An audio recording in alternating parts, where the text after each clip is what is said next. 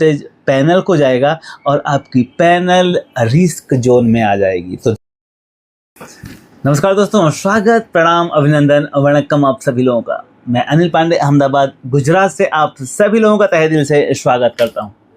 दोस्तों, मैं आया हूं आज एक फिर से नया वीडियो लेकर के पैनासोनिक के पावर सप्लाई को ऑन करने से संबंधित। दोस्तों, पैनासोनिक के पावर सप्लाई को बिना मदरबोर्ड के ऑन करने की बात आती है तो बड़ा मुश्किल लगता है, क्योंकि उसके आउटपुट पे कोई भी वोल्टेज कुछ भी नाम लिखा ही नहीं रहता है। तो कैसे उसको बिना सिस्टमेटिक डायग्राम के ऑन कर लें, ये बताने वाला हूँ आज के वीडियो में। तो चलें देखते हैं। हमारे पास एक पैनासोनिक का सेट है और जिसका मॉडल नंबर मैं बताऊँ आपको TH42A410D, ये उसका मॉडल नंबर है। और इसमें मदरबोर्ड ख़राब है। अब चूंकि मदरबोर्ड ख़राब है तो हमें दूसरा मदरबोर्ड इसमें डालना है, चाहे एंड्रॉयड मदरबोर्ड डालना हो, चाहे पतंजलि मदरबोर्ड डालना हो। अब अगर हमें डालना है तो सबसे पहला सवाल ही यही खड़ा होता है कि इस पावर सप्लाई को बिना मदरबोर्ड के ऑन कैसे करें, क्योंकि इसमें तो 3.3 voltage, 12 voltage, 24 voltage, BL on, ADJ, PS on कुछ भी लिखा नहीं रहता है। और तब लगता है कि ये पावर सप्लाई कैसे ऑन होगा, और उसको एक्सपेरिमेंट करने के चक्कर में हम उसे जला देते हैं, ख़राब कर देते हैं, क्योंकि हमें पता ही नहीं है कि यहाँ पे PS ऑन जो हम 3.3 वोल्टेज से रेजिस्टेंस लगाकर शॉर्ट करते हैं वो टर्मिनल कौन सा है।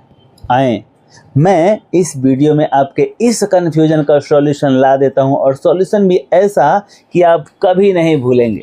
आइए देखते हैं। हमारे पास एक सेट है, मैं चाहूँगा कि आप नज़दीक से दिखाएं और देखें इसके। आइए सबसे पहले मैं इसके वोल्टेज रीडिंग के बारे में आपको बता दूं। देखें यहाँ पे मीटर पे फोकस करें, इसको ग्राउंड किया। अब यहाँ देखेंगे आप एक जगह 5 वोल्टेज प्राप्त होगा। थोड़ा सा जूम करके दिखाएं और नज़दीक से दिखाएं। देखें यहाँ 5 वोल्टेज प्राप्त हो रहा है। अब यहाँ 5 वोल्टेज प्राप्त हो रहा है, लेकिन और बाकी कोई वोल्टेज आपको नहीं मिलेगा। अब जब तक 12 वोल्टेज यहाँ नहीं मिलेगा या इस सॉकेट में BL ऑन का टर्मिनल हमें नहीं मिलेगा, वहाँ तक इसमें मदरबोर्ड डालना बड़ा मुश्किल लगता है। तो अब मैं आपको यहाँ स्पष्ट बता देना चाहता हूँ कि बड़े आसान तरीके से आप इसमें इस पावर सप्लाई को ऑन कर पाएंगे। उसके लिए क्या करना होगा, आपको ध्यान देना होगा इस इंडक्टर कॉइल पे। कोई भी पावर सप्लाई होगा उसमें ये इंडक्टर कॉइल तो होगा ही, और जो ये इंडक्टर कॉइल होता है इसी कॉइल पर 5 वोल्टेज आता है। ध्यान से देखें, मैं इसको उल्टा करता हूँ। देखें यहाँ इंडक्टर कॉइल पे रुख करें, ये इंडक्टर कॉइल का टर्मिनल है। यहाँ पे देखें, मैंने इसको इंडक्टर कॉइल पे आप थोड़ा सा रुक करें, यहाँ मीटर पे देखें।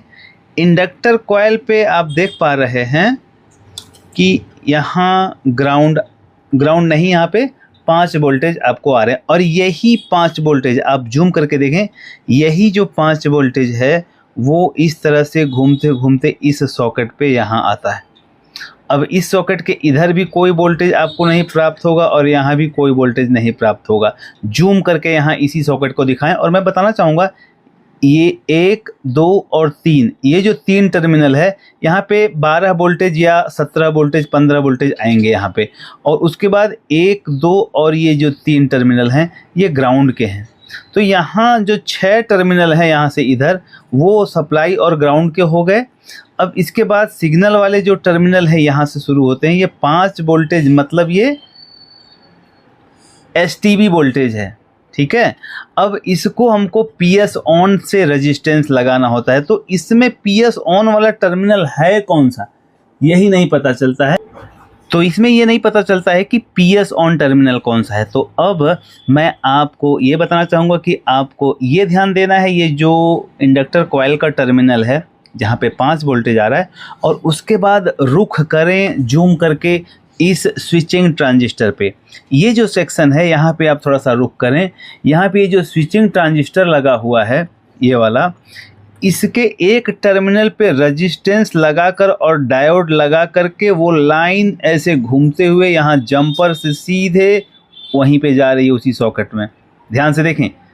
तो इस 5 वोल्टेज का कनेक्शन इस स्विचिंग ट्रांजिस्टर के साथ में देना होता है। तो या तो आप यहाँ से सीधे 5 वोल्ट पे जंपर मार देंगे, तब भी ये आपका काम हो जाएगा। बहुत सारे लोगों के फ़ोन कॉल्स और ईमेल्स हमारे पास आते हैं और वो ट्रेनिंग शेड्यूल के बारे में पूछते हैं। तो दोस्तों मैं बताना चाहूँगा कि अगर आप ऑफलाइन ट्रेनिंग लेने के लिए सोच रहे हैं, हमारे वहाँ ट्रेनिंग इंस्टीट्यूट पे आकर के ट्रेनिंग लेने का सोच रहे हैं, तो 8 दिन की ट्रेनिंग होती है, जिसमें आधा दिन लेक्चर और आधा दिन प्रैक्टिकल होता है। और प्रैक्टिकल करने के लिए हमारे पास 400 सेट पड़े हैं। आप किसी भी सेट में प्रैक्टिकल कर सकते हैं। जो पढ़ाया जाता है उसी का प्रैक्टिकल शाम को किया जाता है। और इस 8 दिन के सफ़र में हम तय करते हैं बेसिक से लेकर के एडवांस तक का पूरा सफ़र।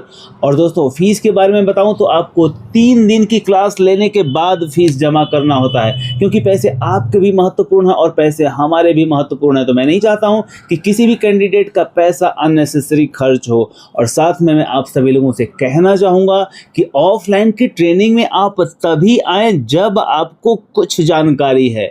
मीटर चलाने आना चाहिए, सर्किटों की समझ होनी चाहिए, क्योंकि 8 दिन के कॉन्सेप्ट में बहुत ज़्यादा जीरो से शुरू करके हीरो कोई नहीं बना सकता। इसलिए आप बेसिक की जानकारी रखते हैं तो ऑफलाइन की ट्रेनिंग में ज़रूर पधारें। और साथ में बताना चाहूँगा अब ऑनलाइन ट्रेनिंग के बारे में। ऑनलाइन ट्रेनिंग हमारा पिछले 7 सालों से आप सभी लोगों के साथ में हो रहा है और देश के किसी भी कोने से हैं आप हमारे ऑनलाइन कॉन्सेप्ट में जुड़ सकते हैं। ऑनलाइन का कॉन्सेप्ट 3 महीने का होता है। सप्ताह में 5 दिन 1 घंटे क्लास, रात के 9 से 10 बजे आपके मोबाइल में। लेकिन ऑनलाइन के लिए भी हमारे पास एक प्राविधान है कि सबसे पहले आपको डेमो क्लास लेना होता है आपके मोबाइल में।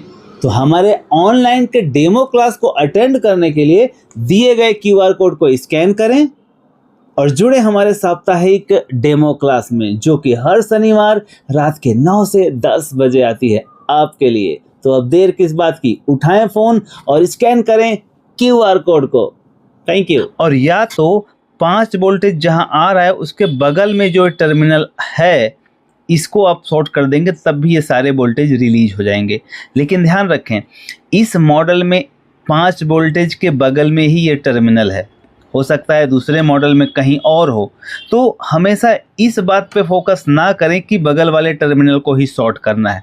फोकस इस पे करना है कि जो ये स्विचिंग ट्रांजिस्टर है, स्विचिंग ट्रांजिस्टर के एक टर्मिनल पे रेजिस्टेंस और डायोड के थ्रू उसी सॉकेट से एक लाइन जा रही होगी, उसी लाइन को शॉर्ट करना है। तो क्या सच में इन दोनों लाइन को शॉर्ट कर देने से हमारा पावर सप्लाई ऑन हो जाएगा? आइए प्रैक्टिकल करके देखते हैं। तो चलें अब हम उस टर्मिनल को शॉर्ट करेंगे इस सोल्डर वायर के माध्यम से। हालांकि यहाँ 100 ओम्स का रेजिस्टेंस लगा दिया जाए तो अच्छा रहेगा, लेकिन अब चूँकि अभाव है तो हम ऐसे भी काम चला सकते हैं। तो आपने देखा मैंने इस टर्मिनल को शॉर्ट कर दिया। अब चलें इसको एक बार कंटिन्यूटी से आपको चेक करके भी दिखाना चाहूँगा। मीटर को कंटिन्यूटी रेंज पे सेट करें और इस इंडक्टर कॉइल की जो मैंने बात किया, देखें आप इस इंडक्टर कॉइल से आपको इस स्विचिंग ट्रांजिस्टर तक के सफ़र को तय करना है। मतलब आप देखें यहाँ से इंडक्टर कॉइल की लाइन आ गई यहाँ पे और यहाँ के इसके बगल में जो टर्मिनल है वही है PS ऑन वाला, और वो घूम करके यहाँ आया और यहाँ से फिर डायरेक्ट जंपर दिया है यहाँ पे देखें आप, और यही लाइन फिर यहाँ आ रही है इस जगह पे। यहाँ पे एक डायोड लगा है, डायोड के बाद एक रेजिस्टेंस लगा है और फिर उस रेजिस्टेंस के बाद इस ट्रांजिस्टर के साथ वो कनेक्ट है।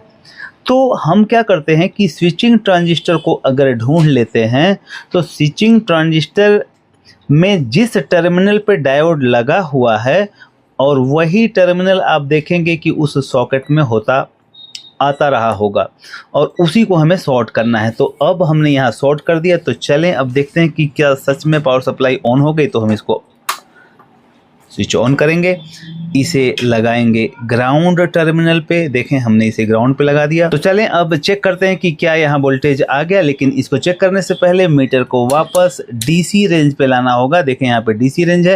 अब यहाँ 12 वोल्टेज या 15 वोल्टेज देखें यहाँ 15 वोल्टेज आ गया। इस सॉकेट में ये जो टर्मिनल है इसको शॉर्ट करने से, 5 वोल्टेज वाले टर्मिनल को स्विचिंग ट्रांजिस्टर के साथ शॉर्ट करने से ये 15 वोल्टेज यहाँ आ गया। और मैंने कहा था कि ये पहला टर्मिनल, दूसरा टर्मिनल और ये तीसरा टर्मिनल ये सब सप्लाई के हैं। 12 वोल्टेज या 5 वोल्ट या 15 वोल्टेज हो सकता है। तो यहाँ आपने देखा कि ये 15 वोल्टेज यहाँ आ गए और वहीं पे ये टर्मिनल और ये और इसके बगल वाला टर्मिनल ये सब ग्राउंड है, ठीक है। तो अब यहाँ देखेंगे आप जो इन्वर्टर का सेक्शन है वहाँ पे आप देखेंगे कि 32 वोल्टेज यहाँ आ गया। इन्वर्टर के टर्मिनल पर भी 32 वोल्टेज यहाँ आ गया। और जब हम इस जगह को हटा देंगे, इस शॉर्टिंग को हटा देंगे, तो यहाँ पे जो वोल्टेज मिल रहा है वो वोल्टेज नहीं मिलेगा। तो क्या सच में ऐसा होता है? चलिए हम दोबारा दिखाते हैं। मैंने स्विच बंद किया और स्विच बंद करके थोड़ा सा वेट करना होता है क्योंकि वहाँ पे वोल्टेज स्टोर रहते हैं। अब हम इसको वापस इस टर्मिनल को हटा देते हैं। आप चाहे तो जूम करके देख सकते हैं, क्योंकि ये जूम करके देखेंगे तो आपको स्पष्ट रूप से समझ में आएगा। हमने क्या किया, इस शॉर्टिंग वाले टर्मिनल को हटा दिया। तो मैं भी एक बार देखना चाहूँगा इस तीसरी आंख से, क्योंकि अभी 2 आँखें तो चल बसी हैं, इस तीसरी आंख से देखना पड़ेगा। तो देखें, अब ये जो पॉइंट हमने शॉर्ट किया था वो पॉइंट अब हमने हटा दिया और अब हम चेक करेंगे तो उसी टर्मिनल पे आपको वोल्टेज प्राप्त नहीं होगा। देखें आप, यहाँ अब वोल्टेज नहीं मिल रहा है। हाँ, वहाँ 5 वोल्टेज अभी भी आ रहा होगा, लेकिन जब इस स्विचिंग ट्रांजिस्टर के टर्मिनल पे 5 वोल्टेज को शॉर्ट करेंगे तब यहाँ पे वोल्टेज मिलेगा। तो एक बार फिर से लाइव करके दिखाऊंगा आपको। ध्यान रखें, जब भी शॉर्टिंग करने का प्रयास करें तो आप स्विच बंद कर दें और ये ऑपरेशन हमेशा सीरीज में लगा करके ही करें। तो देखें, हमने शॉर्ट कर दिया फिर से और चालू करूँगा, और चालू करने के बाद हम देखेंगे कि यहाँ पर वोल्टेज आपको मिल गया होगा। देखें, 15 वोल्टेज आ गया।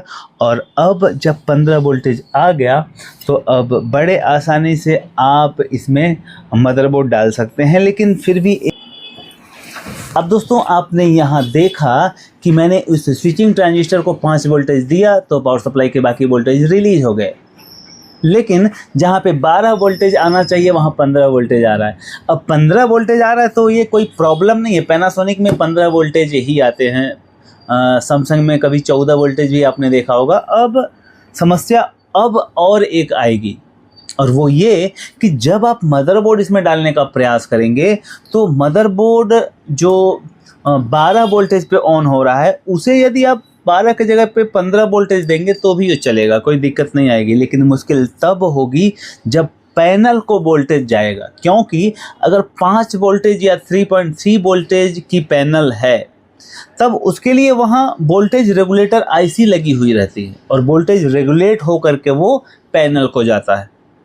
परंतु जहाँ पर 12 वोल्टेज की पैनल है वहाँ पे कोई रेगुलेटर ऐसी इस्तेमाल नहीं किया गया है, क्योंकि उस मदरबोर्ड का इनपुट वोल्टेज ही 12 वोल्टेज होता है और 12 वोल्टेज को सीधे वो बाईपास कर देता है पैनल को। तो जब इसमें 12 वोल्टेज की पैनल लगी होगी और उसकी जगह पे आप 17 वोल्टेज दे देंगे तो जो 17 वोल्टेज आप इनपुट दे रहे हैं मदरबोर्ड को, वही 17 वोल्टेज 15 वोल्टेज पैनल को जाएगा और आपकी पैनल रिस्क जोन में आ जाएगी। तो ध्यान रखें, इस 15 वोल्टेज या 17 वोल्टेज को आप बक कन्वर्टर लगा करके कम करके फिर उसे 12 वोल्टेज बना करके दें। इससे आपकी पैनल भी सेफ रहेगी और पीस की ड्यूरेबिलिटी भी बढ़ जाएगी। तो ये था पैनासोनिक से संबंधित एक वीडियो, उसके पावर सप्लाई ऑन करने के लिए। क्या ये वीडियो आपको अच्छा लगा? अगर अच्छा लगा तो अगले वीडियो का ज़रूर इंतज़ार करें। Thank you very much. जाते जाते मैं आपसे कहना चाहूँगा, इंसान घर बदलता है, लिबास बदलता है, रिश्ते बदलता है, दोस्त बदलता है, फिर भी परेशान रहता है। जानते हैं क्यों? क्योंकि जो भी कठिन काम है वो सब कोशिश करता है करने के लिए, जो आसान काम है खुद को बदलने का वो नहीं करता। कोशिश करें, अपने आप को चेक करें। Thank you very much.